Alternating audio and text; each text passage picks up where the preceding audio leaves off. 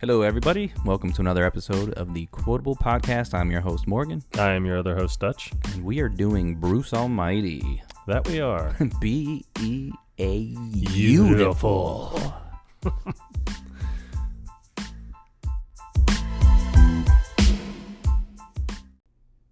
All right, I think that's good enough. Yep. Well, this has been a fun one. It's you know what? You've spoken, and we have listened. Yep. Shorter episodes from this point on. You better believe it. Please, best 30 seconds of your life. You can last that long? Oh. Yeah, maybe if you want to cuddle.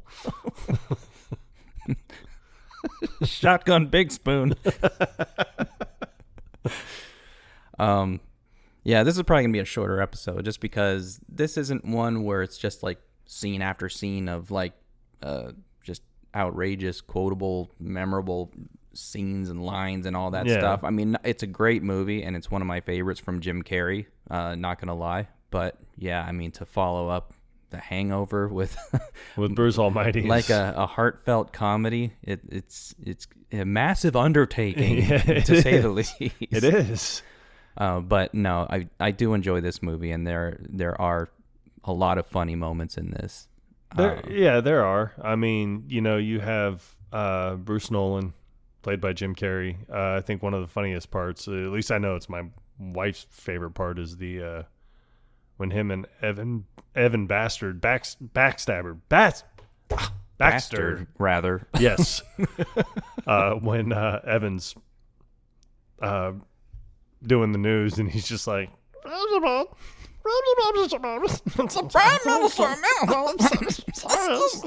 like, oh, I'm sorry. I'm think I might need some water. Yeah.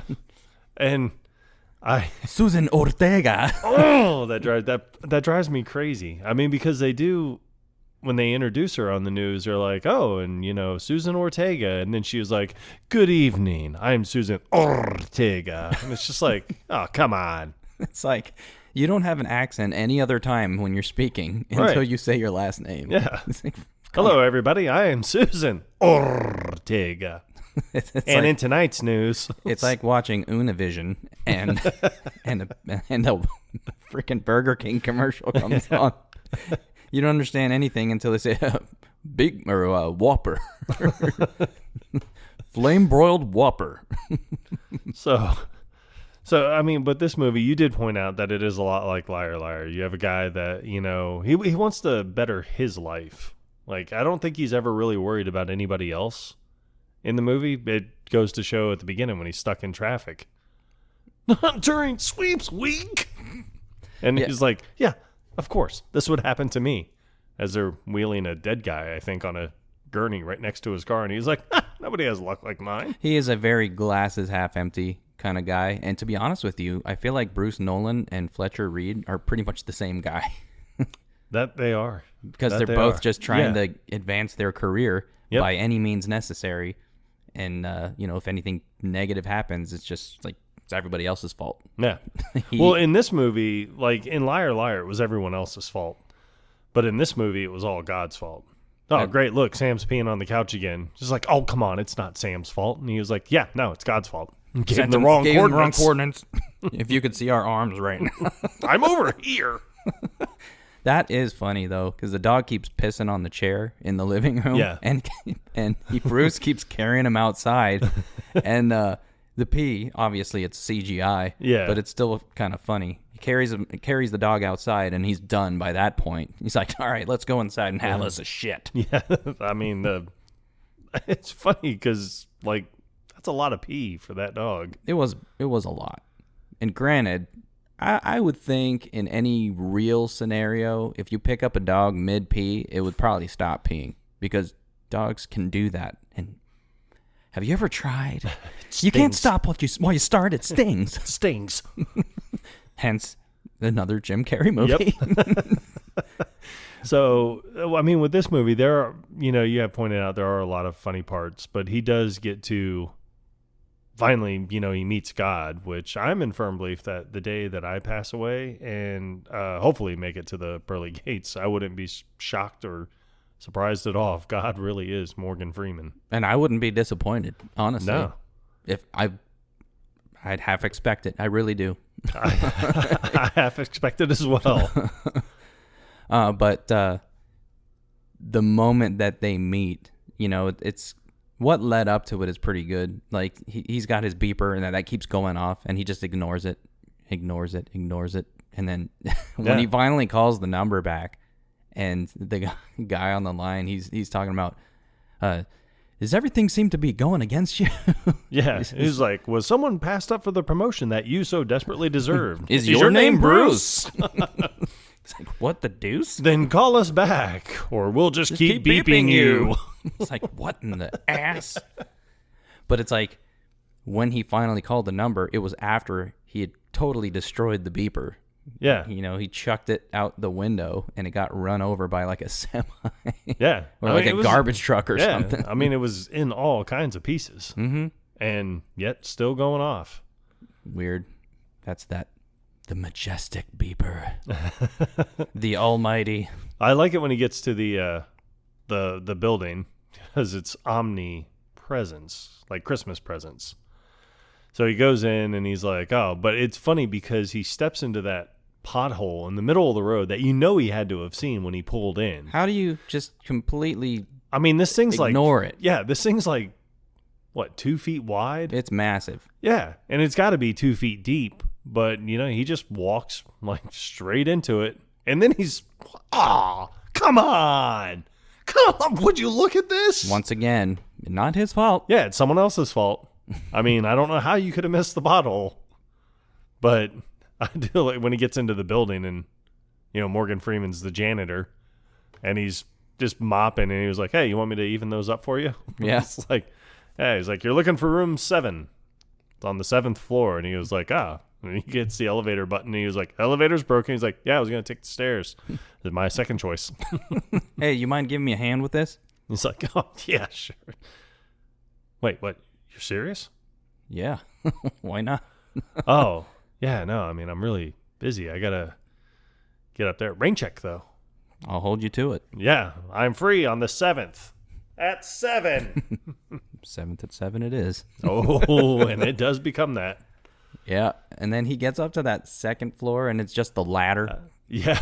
But it's like the inside of this building looks nothing like the outside at all. It almost looks like a derelict building. I'll never think of that word the same anymore after Zoolander. Well, I'm sorry. You didn't book the derelict building. Never even heard of it. Never even heard of your stupid little derelict building. But it's like pristine white on the inside. Yeah. Like the floors, walls, columns, everything. And then Morgan Freeman descends from the ladder after he gets the light working. Yep. And what does he say to him? He's like, oh, the elevator's broken. Oh, he's like, yeah, but I'll get around to it. Yeah. But he gets that light on, and it's like insanely bright. And he's like, is it working? He's like, yeah, I'd say so. It's pretty bright, though. He's like, oh, yeah. People always turn away from the light he says it there, like he gives it away that he's God. He was like, people hide in the dark from me. Mm-hmm. And he's just like, oh, and he's like, oh, elevator's broken, huh? It's like, yep. But I do like it. He's like, and the lights go off. Like, oh, when did you install it? Do you install a clapper? He's like, no. Catchy jingle, though. Clap on, clap on, clap on, clap on. The clapper. It's like, yeah, I can't get it out of my head. Yeah. He's like, dang. He's like, well, good luck with that. Yeah. It's like, I got to go. It's like, well, the boss will be right out. But he does tell him, he's like, everything you want to know about your life is right here in this cabinet. Mm-hmm. And you pointed it out. I never really had thought about it. But when he was talking and the drawer just flies out, and he was like, oh, no, the magic trick with the drawer, though, he's like, all you got to do is just find the crease. Which makes no sense. In this flat wall. There's no crease in a wall. It's stupid. Yeah. You can crease a piece of paper. Crease a cardboard. You can even crease clothes. Yep. But a wall? Nope. Of all things. Yep. So, and he moves it away, and it's just a regular filing cabinet. Well, But I like how he moves it away because he just puts his hand on top of it and just casually glides away from the wall. In such a way that Bruce doesn't even notice that. Or makes no mention of it, at least. But what bothers me about that part is like when he opens the drawer and it just keeps going and keeps going and keeps going. But then like God closes it and he just holds onto the handle the whole time, where he could have just let go. He could have. But it's like, you said at one point, I think you were watching the DVD maybe, and you saw some of the tabs in the filing cabinet that stood out to you. But if you're watching it on a streaming service, you can't go frame by frame. That is the one drawback to streaming movies. Yes, it is. Because I really want to say that, and there might have been a scene that they kind of altered a little bit for the streaming service. I'm not really sure, but I mean, I remember one of the tabs being pretty funny, where it was like Bruce's like impure thoughts or something like that, or like Bruce's alone time, something weird. Yeah, but so, I like when the drawer's fully out, and then God grabs a file from like the very back. Yeah, and he's like, this last entry like made me laugh. He's like, I'm not one for blaspheming, but this last one made me laugh, and this is because Bruce gets into the car accident after not following the signs that he was asking for. Yeah. And just a sign, anything. And it's like, do not enter. He's like, anything. He's like, smite me, oh mighty smiter. The gloves are off, pal. Isn't that the same? That is the same part where he's like, you're the big kid with the magnifying glass. Oh, that's what he's telling. That's what he's telling Grace. That's right. His fiance. He's like, no. He's like, God's like a mean kid with a magnifying glass, and I'm the ant. Mm. But I like the prayer beads that Grace gives him. Right. Because he drops them while he's driving. And then you pointed this part out, is like when he actually finds them like down on the floorboard of the car. He's like, ah! But he stares at him just like, oh, you're not going to beat me, prayer beads. What is these? Yeah, that's one of my, like a funny scene is when he has to drop Grace off at work, and she gives him the prayer beads that her kids in her classroom had made. Right. And he's like, I feel like you might need these. And he's like, what is these? And then he goes to like gnaw on them. Like weird. I can't. So I thought it was candy. But the conversation that they have while they're sitting in the car, and because he's grossed out at the thought of donating blood. Yeah, they had a blood drive going on at the... I want to say that she was a teacher, but it's weird because it's more like a daycare. That's what it seemed, yeah. Where she works. But it's also weird because some of the kids seem a little bit too old to be at a daycare. I don't know. Have you seen this generation? Yeah. Well, that's true. Yeesh. Just think about when this movie came out. Yeah. Because they are all that age now. I'm sorry I was an ass. Hey, you said ass. Yeah, but I was referring to a donkey. If I didn't say hole. It doesn't if I had count. said ass hole. Huh? Yeah. Let me just sit here and explain this to this 4-year-old. Oh my God, I've gone cross-eyed. But she was mentioning that she's AB positive, rare blood type, which is why she donates blood as frequently as she does. But he's like, well, I'd be positive. I'd be positive. I ain't going to make it to work. Yep. So I'd be positive they ain't sticking me with no needle. Oh, that's what it was. I can tell you that much. Right. He's like, but blood, it belongs on the inside. It's like, icky. Yeah, I do like his what he says to her about the warehouse. He was like, oh yeah, no, they just store all that in a warehouse somewhere. He's like, they don't even use it. Yeah, he's like, they don't even need it. But they always say that there's a shortage. Yep. He's like, that's how they get you out. Let me explain to you how driver's licenses work. That's how they really get you.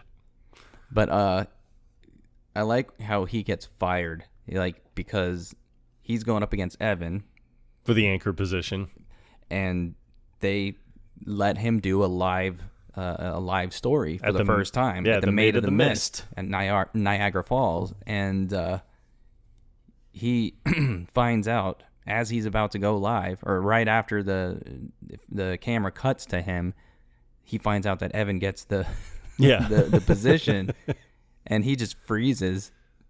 And I think what's even more of a smack in the face from Evan, see, and it's funny because there is the one part where Bruce comes to him to be the bigger man and says, you know what? I've been a prick, and I'm sorry. I never properly congratulated you on the anchor position, but it is yours. And they shake hands. But Evan is a dick in this movie. Yeah, so did he deserve it? Yeah. I mean... And plus he steals Bruce's line. Yeah. I mean, because it starts off with a homemade cookie from like this bakery that had to shut down because, health inspector find rat pellet. But I tell him it's just giant sprinkle. But he closes down. And we clean up. And we make giant cookie for to bring customers back. Yeah, so, I mean, Bruce has this nice little sign-off. It's caring. It's loving. Meant to be heartfelt. Yeah, heartfelt. And it's, and Evan steals it when he's like, oh, I like to look at this like a community of people. It's like a recipe. Yeah, and it's just like, it's one of those things. And it's funny because Susan Ortega is like, that was beautiful. Starts crying. Yeah. That's really well said. It's like, I wish I had something written down. Let's go to that wacky Bruce Nolan. Hey, wacky Bruce. Like, fuck you, Evan. Yeah. So he does, just go onto a tirade. But it's like every time he does any kind of story, it's like there's something that he has to do that is embarrassing. So like for the story at the bakery, he had to wear the hairnet. Yeah, which is ridiculous because he's not baking anything. Yeah, he's not anywhere near where the food's being made. At least that's how I envision it. Right. I mean, God forbid he gets a hair in the booger. Yeah. I do like when they're made of the mist. Yeah, he has to wear the umbrella hat. Yeah, and he was like, you know what? Nothing can bring me down on this day, which he's already jumped the gun. And, he even called Grace and he was like, well, Jack practically told me I have the anchor position. It's like, well, don't get ahead of yourself. Yeah, and she's trying to tell him, like, hey, you're getting a little bit ahead of yourself. And he was like, oh, no, it's going to be great. It's going to be great. Like, I'll be great. It's good. So then but as he's talking about it, he meets the little old lady, and she was like, yeah, her mom was actually on the maiden voyage. He's like, gosh, rub that in my face, why don't you? He's like, oh, no, you're a sweetheart. Come here. And then when it actually cuts to him and he starts talking, he's like, I'm standing here with Katharine Hepburn's mom. Yeah, he has a mental breakdown. Yeah, it's like, did you have to throw the heart of the jewel off the side of the Titanic? Did you feel bad that Leo DiCaprio had to die? Couldn't you just taken turns on the big door? Or you were afraid to freeze your big fat ass off? And then he goes over and talks to the owner, and he's like, I don't want any problems, I don't want any problems, man. It's like, so let me ask you something. How come you think I didn't get the anchor position? Is it my hair? Are my teeth not white enough? This is a complete shit, but I love the last thing that he says. It's like, back to you in the studios, fuckers. I love it. I mean, that is, oh, God. My next firing. When you fire me from the podcast, I hope that's how I go out. Yeah. Yeah, I'm looking forward to it. You can make it that epic. I've been saving it up, man. Are you planning on what you're going to do to get fired, or? Oh, I'm going to go to the other podcast that's been. Actually, I can't back that up. No, you can't. Not even a little. Yeah. But they throw him out on his ass. Yeah. And then they chuck his box of stuff right onto his crotch. Yeah. Right in the nuts. But he looks up at the sign. It's like WKBW. Wimpy Kitty Baby Whiners. That's what that stands for. I'll see you on Channel 5. Where they make the real news. Yeah. But that's I think right after that is where he sees the homeless dude getting picked on by the gangsters. Yeah. Hey. I like the way he gets their attention. Hey, leave him alone. Hey. Come on. What are you do? Come on. Leave the guy alone. And they do. They're like, hey, come on, man. Let's get out of here. And he's just like, you okay, man? And then he just looks up. Yeah, you better walk away. What'd you say? And I like he looks right at the homeless guy and he's like, run, man. Yeah, he gets the living shit beat out of him. And of all things, they scratch the word hero in the side of his car. It's like they could have done anything else. I'm pretty sure gang members would have said anything else. Yeah. Fuck you, Whitey. I don't know. But, yeah, no, they opted for hero. This is before he ends up meeting God and being endowed with his powers. Yeah. And then you even see how selfish he gets after he's endowed with God's powers, because I mean, God even brings him to the Mount Everest. And he's like, "Is this heaven?" He's like, "No, it's Mount Everest." It's like, you may want to turn on the Discovery Channel every now and again, Bruce. And you do the news? Come on. You've called yourself a reporter. God, you have made it horrible. He's like, "All right, well, and he was like, it's just all noise." He was like, "I hear all these people talking." And he was like, "Yeah, those are prayers." And he was like, "I can't help the entire world." And he's like, "Oh, that wasn't the entire world." It was like, that was, that was just 53rd Street up to Westchester. It's like, oh, which seems like maybe a couple blocks. That's it, yeah. It's like, what a bunch of whiners. Yeah. But he was like, but he has to come up with a way to organize the prayers so he can focus on what he's doing. Yeah, well, I do like it because God does point out, he was like, you said you could fix everything in 5 minutes. He was like, so how many people have you helped? And he was like, look, maybe I fixed a few things in my life. Righted a few wrongs in my life. Yeah, but that's all he's focused on is his life. I mean, he goes through the initial transition phase where he's kind of in disbelief. He doesn't think he has the powers. Right. And then once he realizes, so yeah. So he's walking down the sidewalk. He blows that girl's dress up at one part. He sees the outfit on the mannequin in the window. Yes. And then it cuts away and cuts back, and it's like he's wearing that outfit. Yeah. And that's when he goes and confronts the gangsters again. Yeah. That's, the anal-dwelling butt monkey. Yes. Why, hello, my little anal-dwelling butt monkey friend. Greetings on thine alley. My blessings unto you. It's like, as soon as you apologize, I will continue on my path of righteousness. Like, what are you talking about, hero? He's gone loco, man. It's like, look, okay, the day you get an apology out of me is the day a monkey comes out of my butt. Then you get your sorry. Then you get your sorry.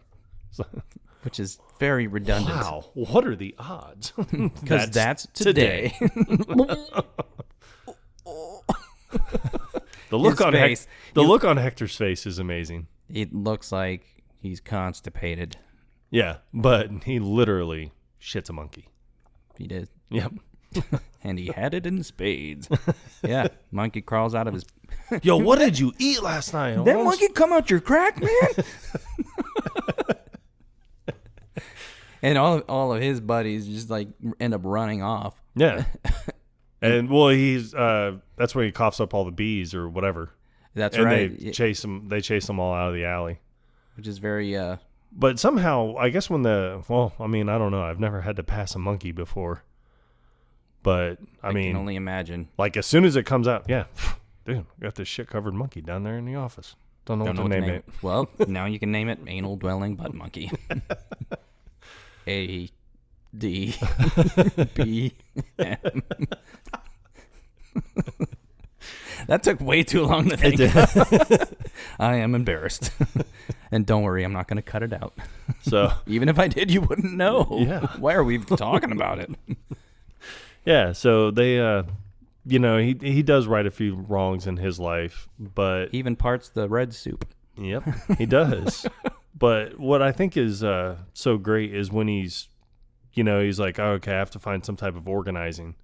He's like, I got it. Prayer files. And the entire apartment fills up. Filing cabinets. With filing cabinets. He's like, not exactly a space saver. Grace might notice. Grace might notice it. Then I got it. Prayer post-its. Now, whoever did that, screw that job. I don't know. I can't tell if it was real or CGI. Like, maybe they put Post-its on him and the dog, but the rest of them were, I don't know, but it looks like it's real. Yeah, it does look like it's real, and that's... a lot of freaking Post-its. That's a lot of work. Yeah. So whoever did it... For a very brief scene. Yeah, for 5 seconds of laughter. Yeah. And I mean, whoever did that... kudos. kudos to you, and I hope you got paid a lot of money because that seems like it would have taken days. Hopefully they didn't get paid in Post-its. Yahweh! Yep. So that's what he has. He's like, I got it. Prayer email. So they use this generic email service. Right. That doesn't exist. So they waits for it to download, and it's like a little over 1 million prayers. It's taken a while. And while he's waiting, he gets Juan Valdez. Yeah. Juan Valdez. Hola, ¿cómo está? He gets his fresh brewed mountain-grown Colombian coffee. Yep. And starts just blaring straight through all these emails. Disfrute un buen café. Gracias. So he's blaring through, and I mean, the way they sped it up, I mean, it's funny, but I don't, like, his movements look weird. The way that they edited it, I mean, it was intentional. Yeah. You could tell that it was, like, sped up, and then they cut out frames, so it looks kind of, like, choppy and jagged, almost like claymation in a way. Yeah. But that one point, he's like... Yeah. It's weird. It is very unusual the way that they did this, but it's like he's not even making a dent in these prayers. But he even said, well, he's like, oh, God, I had to have made some kind of dent. And then he loads it up, and it's like 3 million prayers now. And he's like, oh, come on, you bunch of whiners. Yeah. It's like, all you do is complain, which is kind of funny because that was exactly him a week ago. Yeah. So, but he wasn't praying about it. He was just bitching. Yes to all. Yep. It's like, now everyone's happy. But they aren't. But it cuts. I like when it cuts to the party, and then you get to see how everybody's impacted by all their prayers being answered. I lost 47 pounds on the Krispy Kreme diet. Hey, Billy, you look taller. I am. And then, but I like when Grace is like, oh, yeah, my sister won the lottery. And he was like, oh, she did, huh? And he was like, yeah, but she's like, yeah, but else. So did like, 11,000 other people. So she only got like $17. Yeah.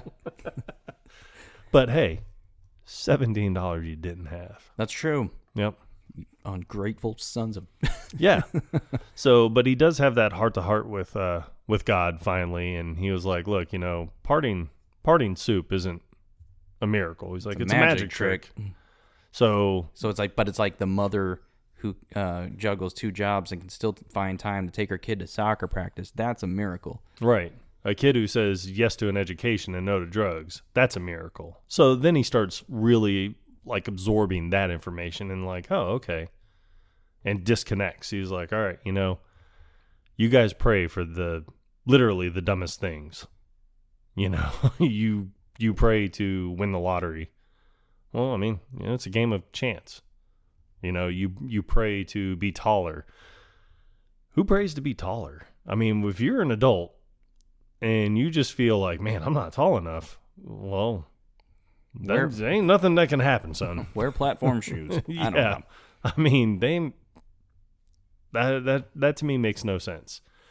You don't pray to lose weight. You work to lose weight. So it's not one of those things like, I mean, do I wish I could lose 47 pounds? In my experience, eating donuts? Yeah. In my experience, if you didn't earn something, it was just handed to you, you don't appreciate it near as much. Right. And I mean, I'm on a diet right now. Well, no, actually that's a lie. I'm not on a diet. I say that I'm on a diet, but I enjoy beer far too much. Yeah. So, I mean, the 30 pounds that I want to lose, I know it's not going to happen. And I have a hankering for sweets. Not going to lie. So what's your weakness? Cupcakes. It's hard for me to leave the grocery store without going by the bakery section and getting their mammoth muffins. Yeah, those sons of bitches. Man, you talk about perfect product placement. They had to put them right there. Right when you walk in. I do like, before he gets the prayers organized into the email system, and he has that dinner with Grace, and she thinks that he's going to propose to her the whole time. Yeah. And it was just so he could tell her that he's going to be promoted. Yeah. But then he's believe it, Grace. I got anger. Yeah, and he gets down on his knees and everything. Yeah, and she's like, "Oh," and it's funny too because I like her reaction because she's like, "Oh God," really? She was like, "I kind of felt this was coming, like, but I'm not prepared for it. This is it, isn't it? Yeah, please let this be it." And she's like, "Oh," and he's like, "I got anger." She's like, "Ah." Oh. Yay. I don't know where that came from. But he sits back down. He starts hearing the voices in his head, and he thinks it's the people in the restaurant. Yeah. He's like, can we keep it down to a dull roar? She's like, stop yelling. I have to go to the bathroom. The wine is running right through me. Keep it up, Tony. You're great. Oh, man. But, after they have this disaster, he treats her like shit, and then he comes back to try to win her back and all that. And then they have that, quote unquote romantic evening. Yeah. Where he actually throws a metaphorical lasso around the moon and pulls it closer to the earth. Just like in It's a Wonderful Life, right? That's what he's that's what in a Wonderful Life. That's where he got the idea from. Yeah, he was like, "Yeah, you want the moon?" He's like, "I'll just throw a lasso around it and give you the moon." Not realizing how it would affect the tides or anything else. Right. For that matter. Funny thing about pleasure. It could be so pleasurable. Pleasure. It's funny that they get all, in the heat of the moment and everything, and then she's got to go to the bathroom. He's like, 5 minutes. She's got to freshen up, It's like, does she, though? She's Jennifer Aniston, for Christ's sake. I know. Trust me, baby. What? No way. Fuck's sake. You don't have to freshen anything up. She's sitting on the toilet, and he's using his powers to bring the pleasure, which is the closest anybody will ever see her coming to orgasm, I think. Mm-hmm. Hopefully, Jennifer, if you're listening, please. I need you, baby. Wait, didn't you do that in our last episode? Probably. I don't remember. Oh, it was Heather Graham. Yeah, I wanted Heather Graham. I'm still waiting on Heather Graham to slide right into my DMs. All right. Well, wish in one hand, shit in the other. See which one fills up first. Oh, yeah, no. And thank God my wife doesn't listen to these episodes. Wants nothing to do with it. Yeah. No, so I do like when he's, because he can't mess with free will. And her free will. There were 2 rules to him getting the powers, and that was one, and the other one was you can't tell anybody that you're God. He's like, you don't want that kind of attention anyway. Right. And honestly, who's going to believe you? That's true. Hey, I'm Bruce Nolan. You can call me God. This is Arkham Asylum. Okay, great. This will be your room. Okay, sure you are, Grandpa. Come on, let's just go have a nice little tea and a nap. And a Werther's original. Hey, I'm not going to lie. I do enjoy good Werther's. Does that make me old? So be it. So fuck it. Yeah. Yes. That's your answer for everything. So he does, he can't mess with free will, but he's trying to win Grace back because of Susan Ortega. And I like the commercial when she's in the deli or the bakery or wherever, and it's playing the list of songs, and it was like, have you ever heard of this track? He was like, Bruce wants you back, Grace. It's like it comes with such classics, and the only one I remember is Bruce So Horny. He love you long time. All You Need Is Bruce, I think. Yes. Oh God, there was another one that always stood out to me, and now I'm drawing a freaking Bruce. I know. See what I did there? I did. Give it to Bruce one more time, I think. So, and then she goes for a run, and it's carved on the tree. It's like, Bruce and Grace forever. And ever. And ever. And ever. And ever. And ever. And ever. And ever. And ever. It's just straight down. But I like when he goes to see her at the school, and he was like, what about all the signs? And she was like, how'd you know about that? And he's like, she's like, you been talking to my sister?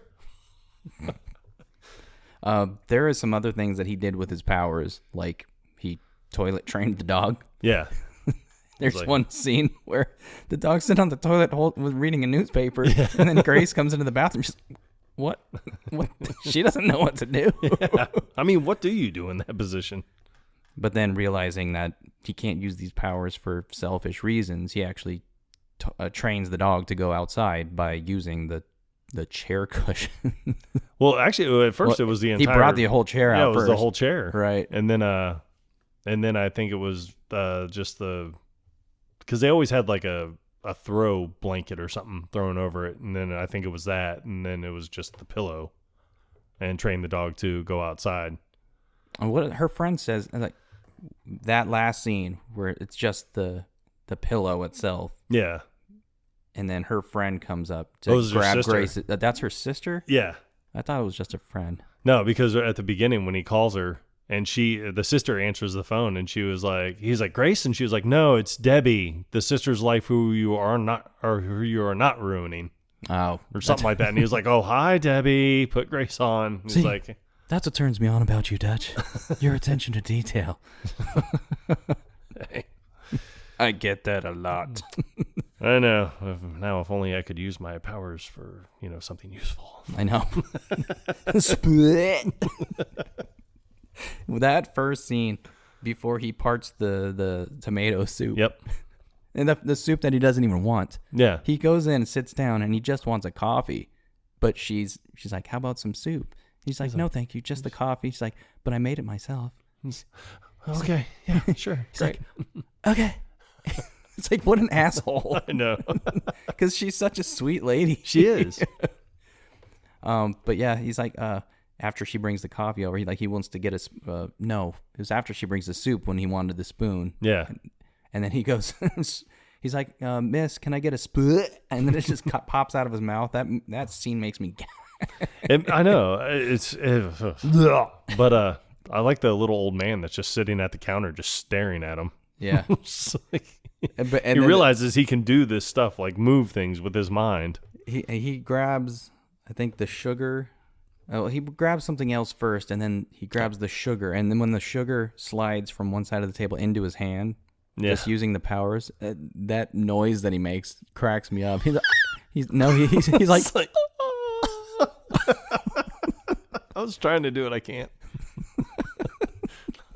I'm at such a low octave.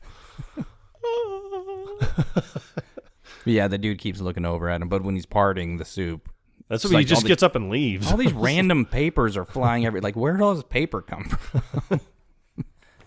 But no, when Grace, she goes into that same cafe to get I think she goes in to get a coffee or a juice or something. I can't remember. Yeah, something like that. Because it's the same waitress that's behind the counter. Then I do like when, Bruce finally, like I say, he gets it to where he's like, all right, look, people, you guys are going to have to figure it out on yourselves. It's like, he unplugs from the internets. And he starts helping people without the powers. Yeah. Like he helps that guy push his car, he won't start or whatever. Yeah, it's broken down, it's overheated and everything. Now, if he wanted to do something good, he could have just sat there and said, you know what, bud? You can have my car. But, let's not go crazy. So he helps him. Then he stands out there with the homeless guy that you see pop up throughout the movie. And they're standing there with signs together. And, but when he sees Debbie and he was like, oh, and she's like, I'm just here to get some of Grace's stuff and then I'm leaving. And he was like, oh, and he's like, how is Grace? And she was like, honestly, every night, she goes, I put my kids to bed. I have a scoop of ice cream. I watch a little bit of Conan. She was like, you know what Grace does? And she was like, she prays. And mainly prays Mostly for you, yeah. So he logs back on to see her prayers. And he was like, man, this woman does pray a lot. He's like, oh, she's logging on right now. He's like, Sam, she's on. And then he's watching her and she's bawling her eyes out. And she just wants to forget him. Like she wants to forget the pain of just ever being in love with him. Yeah, because he keeps being selfish. He keeps screwing things up and treating her like complete shit. Yeah, which is probably, it leads up to my favorite part. And it's kind of sick to say that. When he's just crying, walking down the highway. And he's like, I give up. It's like, I can't. And he just kneels down and he's like, oh, anything. And then that bright light hits him. Mm-hmm. And you realize it's a truck. That's not the light at the end of the tunnel. Yeah, so he gets run over. But I mean, my favorite part is when he walking up to God and he's like, am I dead? And he was like, can't kneel down in the middle of a busy highway and live to talk about it, son. I love that line because it's probably the truest line that I've ever heard in my entire life. It's pretty true. So, and then that's when he was like, oh, why don't you, he was like, why don't you pray for something? And he was like, all right, I pray for world peace and for everyone to get along. He's like, how's that? He was like, oh, it's nice for Miss America. He's like, but what do you want? And that's when he finally was like, I'm not going to be selfish. So he just wants the best for Grace. But he even says, Grace, he's like, you want her back? He's like, and he's like, he had to think about it. No. Yeah. It's like, I want her to be happy. Yeah. Cause he realized, that's like, I'm not good enough for her. I've treated her like shit for 5 years. I haven't done anything that she's ever wanted to do. I've always made it about me. But then he can say a prayer where it's like, I want her to meet someone that treats her the way she should be treated and sees her the way that I see her now, right, through your eyes. So, and he was like, now that's a prayer. But I do like it, and he was like, I'll get right on it. And it touches him. And you hear like the defibrillator machine. His two fingers touches him, but then you see him jolt back. He's like, well, that didn't feel good. Yeah, it's like, well, that was unpleasant. And like the first few times I've watched this scene after he wakes up in the hospital and Grace is there and she like climbs onto the hospital bed and it looked like she climbed right on top of him. I'm like, she just got run over by like an 18-wheeler. Yeah. He went under all 18 wheels. Every one of them hurt equally as bad. But no, I think she's just sitting on the side. Yeah. But like, I don't care how much I love you. Just get the hell off of me. Yeah. I don't know if you know this, honey, but every bone in my body's broken. Yep. Good news. Both my legs are broken, so they can't take me directly to jail. I lost my entire left side. It's okay. I'm all right.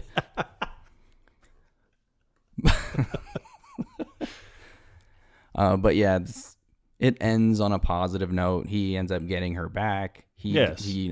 Things are... The future, Mrs. Exclusive. Yeah, things are going good for him at work. There are some other, worth mentioning, moments. Like, when he uses his power to start doing news stories on his own, just to get his job back, and he just makes all this radical shit happen. Yeah. Like, he's dressed up like Colonel Sanders in one scene. At the chili cook-off, I think. Yeah, and then... like a meteor just comes out of nowhere. I do like it when because the lady's talking about how she gets like the world's best chili. It's, oh, now there's a hot lead. Oh my God, it is. But you just see him and he like closes his eyes and puts his head back like he's praying for the meteor to come just so he can have this huge story. I like how when he's running towards the meteor, his fake mustache is like half blowing off. Yeah. I'm like, I wonder if that was scripted or not. Well, it's funny because if you notice, and it took me a few years of watching the movie here and there to where I noticed, there's one, like he's running and you notice like he turns around one time and says something. And I think the way he keeps turning around, he's trying to get it to where it comes off. That could be. So you actually see him reach up and pull it a little bit. So it's Jim Carrey that actually pulls it off. So just he for can comic effect. Yeah. For the comedic effect of it. So I mean that's always stood out as a funnier part. Now that once you notice it, it's like you can't unsee it. Yeah, and then there's that part where he just has his like a handheld, just a little camcorder. Yeah, and like he asked the kid, he was like, "You know how to operate one of these?" He's like, "Yeah, duh." It's like, come on, you little shit. But it's funny because you ask a kid now. Well, I mean, even if you can find a handheld camcorder, be like, you know how to work one of these? Be like, sir, I don't even know what one of these are. What is these? What is these? Facts. Yep. Because they record everything on a phone anymore. Yep. I know. Always got to have it going. But, yeah, this is the scene where he makes Jimmy Hoffa appear out of nowhere. Yeah. And it's like, we got something. I can't remember what the dog's name was. It was weird, like Tyler or something. You can't give a dog a people name. They look at the dog, thinks it's people. Yeah, Jimmy Hoffa, and it's like, oh, We aren't able to confirm that this is actually Jimmy Hoffa, but surprisingly, buried along with him were his birth certificate and an entire set of dental records. Yeah. Like, what? He was like, and Tyler wasn't done yet. Yeah. He found 200 pounds of marijuana in a local news van. I swear it's not mine. That's what they all say. Okay, you know what? Well, listen here, Cheech. Stick that in your pipe and smoke it. But he goes back to the news studio, and it's funny because, after he had, went nuts on the air before, he goes back to see his boss, his former boss, and he's like, just the man I've been waiting to see. It's like, have you? Yeah. Been waiting to see him? Yeah. Really makes you think. It's like, Well, we want you back, Bruce. Yeah, that's a stumper. Bad. Look, it wasn't my idea to let you go in the first place. It's like, yeah, I had a moment of weakness. Did you? It wasn't obvious at all. Yeah, I know. It's pretty much everybody saw. There's the interaction between him and his boss where he had the Cadillac of balonies. Yeah, it's a Cadillac of balonies there, Jack. He's like, you want me to be more like Evan? I can be like Evan. He's like, you don't want to be like Evan. Evan's an asshole. So I can be an asshole. No, He's you like, can't. No, you can't. He just hits the plate with the sandwich. Yeah. You going to pick that up? He's like, yes, I'm sorry. I'm sorry. I'm sorry. I don't know what I was thinking. But when he goes and runs off, he picks up the sandwich and everything off the floor, and then he just hands the pieces of the sandwich to him. I won't forget you when I go national. Yeah. Can you take care of this? I don't know what to do with my hands. Yeah, that's trying to think if there's anything else worth mentioning. I mean, the whole intro scene is fantastic, where he's at the bakery. Yeah, and he's trying. We tried to record that a few different times, but I mean, it just seems impossible. And plus, I mean, it's not impossible, but it was just, we couldn't do it justice. It wasn't really worth trying. Yeah. But what I like about that scene is that you got the male, baker. Vol. He's going to. They're in the middle of the video, and he keeps sticking his finger up his nose. Yeah. And then Bruce sees it, I guess, in the prompter or whatever. Yeah. He's like, Vol, do you need a tissue or something? He's like, can we get Vol a tissue? Or maybe a spoon? He's totally oblivious to the whole thing. He's like, well, thank God I'm wearing the hairnet. God forbid we get a hair in the booger. But I like at the end, because they made a cookie for the blood drive. The blood drive. And he was like, yeah.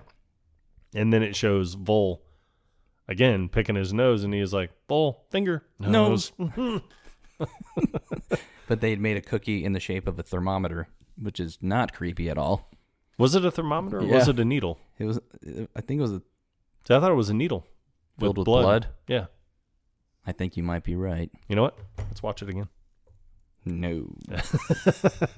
We've got other episodes to plan for. Well, it's funny because you did point out that at that scene, I think he says something and it cuts away and and I've never noticed because hey, stop hitting the fucking mic, man. Dude, I'm sorry. It's just all up here, in my face. He's so animated, people. Yeah. But it was the scene where everyone's laughing. And I've never noticed until you pointed it out that Evan has this weird smile look on his face. And I've never noticed because there's a guy in the background that looks just like Christopher Reeve. Yeah, so I'm like, oh no, I have to keep an eye on Christopher Reeve. So for 20 years that Bruce Almighty's been around, I've never noticed that Evan's doing this weird smile. Yeah. It's a smile of almost it's almost like, God, I hate your guts. Oh, I can't stand you, Jim Carrey. It was disbelief or judgy. It looked very judgy. Yes. Is what it, comes across to me. My God, Stephen Carell. Stephen. Yes, he's actually credited as Stephen Carell. Not Steve. Nope. Not even a little. Yep. Wonder if his agent was like, look, Stephen. He was like, you really got to lose the N. You got to be Steve. It's just one letter, man. It's just Steve. It rolls off the tongue. How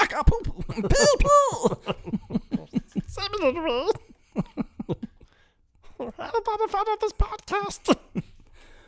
The Prime Minister of Malaysia went to England, and my tiny nipples went to France. I don't don't know if that's what he says, but it's close. Yeah. So, and if you people want to know, then, I mean, pop it on. Just watch it. Watch the damn thing. You better believe it. But, yep, that's definitely another good one. We kept it under an hour this time. Thank God, people. Thank you, Bruce. Thanks. Thanks, Morgan. I'm sorry. Morgan Freeman. Not me. That would just be vain.